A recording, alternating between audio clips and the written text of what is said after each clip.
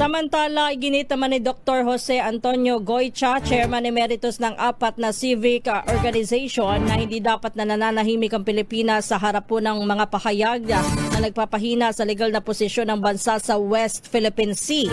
Ayon kay Goycha, mga pag-atake laban sa Philippine Coast Guard at sa Armed Forces of the Philippines ay hindi dapat na pinalalagpas dahil ang pagpapahina sa mga institusyong nagtatanggol sa Republika ay maituturing na anyo ng pagsuko.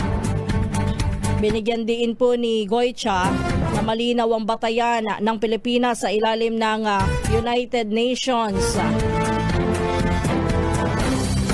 o UNCLOS at ang 26 arbitral ruling na nagbabasura sa 9-dash line o 10-dash line claim ng China. Dinulig sa rin ni Goycha ang ilang opisyal at personalidad na patuloy umanong nagdududa sa karapatan ng Pilipinas sa West Philippine Sea, partikular na ho si Senador Rodante Marcoleta, dahil maaari itong magamit sa disinformation at propaganda. Dagdag pa niya, walang legal na basihan ang pag-angkin ng China sa Palawan at hindi kailanman naging bahagi ng kanilang teritoryo ang naturang isla.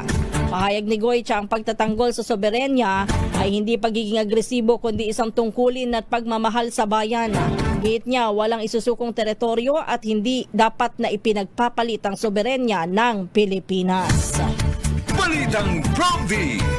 Sa iba pa nating mga balita, muli naman nanawagan si Mary Jane Veloso ng tulong at panalangin